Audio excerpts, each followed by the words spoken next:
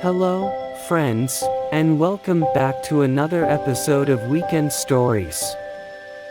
I'm your host, Leo, and as always, I'm here to share stories that remind us of those important moments we often encounter in life. Today, we're talking about something a lot of us struggle with: hesitation and missed opportunities. I've got a story for you that takes place in a workplace setting, featuring two co-workers, Sarah and Alex, who both faced a golden opportunity that slipped right through their fingers. Stick around after the story for my thoughts on how we can avoid letting hesitation hold us back. But first, let's get into the story.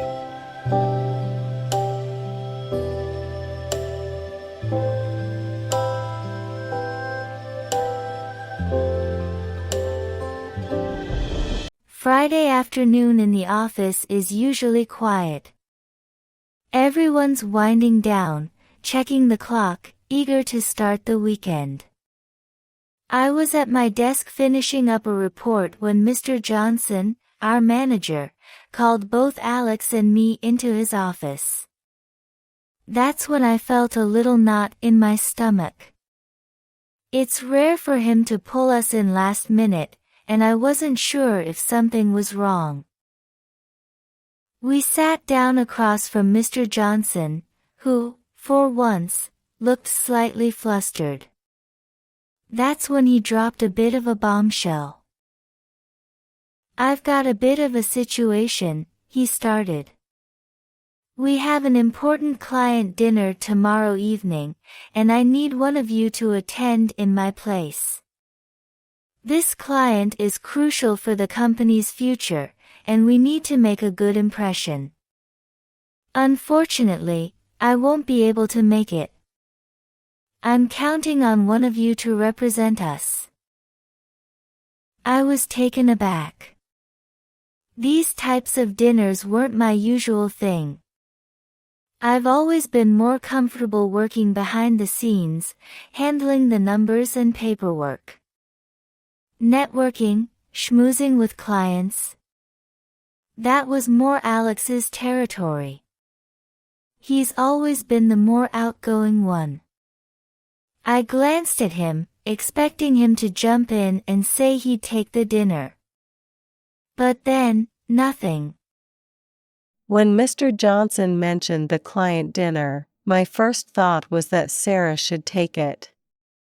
Don't get me wrong, the idea of going was exciting, but I know Sarah's been working hard on this client's account, and she deserved the recognition. I figured if anyone should go, it should be her. But as I sat there, I realized that it could be a good opportunity for both of us. Still, I didn't want to seem too eager. So, I decided to offer it to Sarah first. "I think you should go, Sarah," I said, glancing over at her. "You've done a lot of the groundwork with this client, and I think they'd appreciate seeing you there." I didn't know what to expect. Part of me thought she might turn it down, but I also knew Sarah was the kind of person who wouldn't shy away from a challenge. When Alex suggested I go, I froze for a moment. Part of me was relieved. I thought he'd take the lead, and I wouldn't have to deal with the pressure. But the way he said it, like it was something I'd earned. I couldn't really say no. I hesitated, though. In the back of my mind, I was already thinking of all the reasons why I shouldn't go. I've never been comfortable with client dinners. What if I said the wrong thing? What if they didn't take me seriously? "Are you sure, Alex?" I asked, hoping he'd change his mind. But he just nodded, and Mr. Johnson gave me an approving smile. "Great," he said. "I'll send you the details later today." Sarah, this is a big opportunity for you. I know you'll do great. And just like that, it was decided. I was going to the dinner. After the meeting, I could tell Sarah was nervous, but I figured she'd rise to the occasion. I shot her a quick message later that afternoon to check in. "You're going to be great. Just be yourself," I texted her. She didn't reply right away, and I didn't think much of it. Sarah's the type to overthink things, so I figured she was just getting mentally prepared for the big night. But as the hours went by, I started to wonder if she was having second thoughts.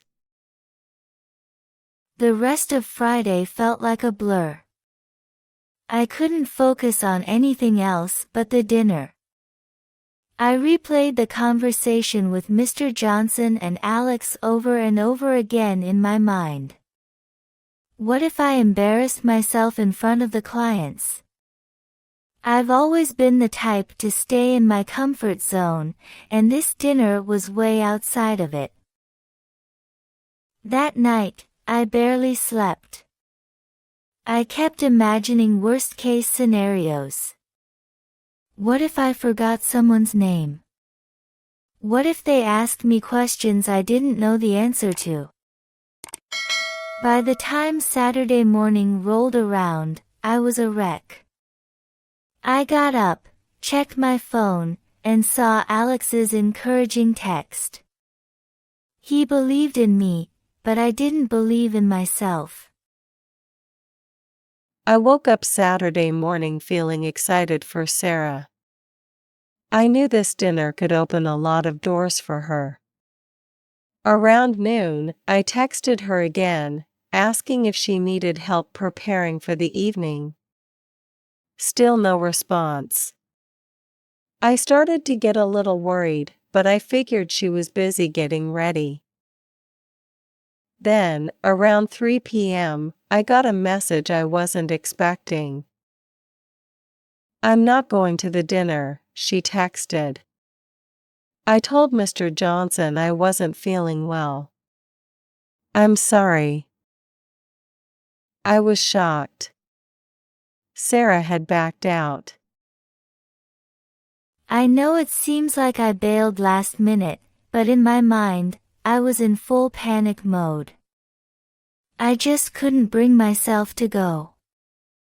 I called Mr. Johnson and told him I wasn't feeling well. I didn't lie, I genuinely felt sick from all the anxiety. He seemed disappointed, but he told me to rest and not to worry. But I did worry. A lot. The moment I sent Alex that text, I regretted it. I avoided his calls for the rest of the day because I didn't want to hear the disappointment in his voice. I felt like I'd let everyone down. I spent the rest of the afternoon frustrated. I knew Sarah was anxious, but I never thought she'd back out entirely. I tried calling her a couple of times to see if I could help, but she didn't pick up. Later that evening, Mr. Johnson called me. He wasn't mad, but I could hear the frustration in his voice. The dinner had gone well, but he mentioned how important it had been to have someone from the company there to represent us. I felt like we had missed a huge opportunity. When I saw Mr. Johnson on Monday, I was ready for the worst. But he didn't say much, just a quick, "Hope you're feeling better," and moved on. That almost made it worse. I felt like I'd let down Alex, Mr. Johnson, and myself. All because I couldn't push past my own fear. The truth is, I still think about that dinner. I wonder how different things would have been if I'd just shown up. If I'd trusted myself a little more, maybe I'd have made a great impression, or maybe I'd have stumbled over my words. But either way, at least I would have known. It's tough, because I don't blame Sarah. I get it. We all have moments where we second guess ourselves. But in the end, the opportunity was missed, and neither of us took it. I've learned that sometimes, hesitation is the worst decision you can make. It's better to go for it and deal with the consequences than to spend time wondering what might have been.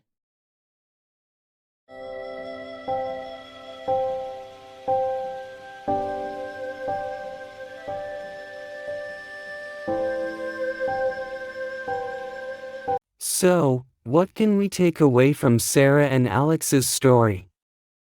It's a perfect example of how hesitation and fear can prevent us from seizing important opportunities. They both had the chance to step up and shine, but in the end, neither did. And the opportunity passed. What went well? Well, Alex tried to be generous by offering the chance to Sarah. And Sarah, despite her nerves, initially accepted. That shows growth, even if, in the end, she couldn't follow through. But where did they stumble? Hesitation. It's a common feeling, but as we saw, it led both Sarah and Alex to miss a big moment. When you hesitate too long, the window of opportunity closes. In moments like this, it's important to remember, you'll never know how something will turn out unless you try. Sometimes, you just have to dive in and trust that you'll figure it out along the way. That's my thought for today. Thanks for tuning in, and I hope Sarah and Alex's story has inspired you to push past hesitation the next time an opportunity presents itself. I'm Leo, and this has been Weekend Stories. Don't forget to subscribe, and if you've got a story of your own, send it in, you might just hear it on the next episode.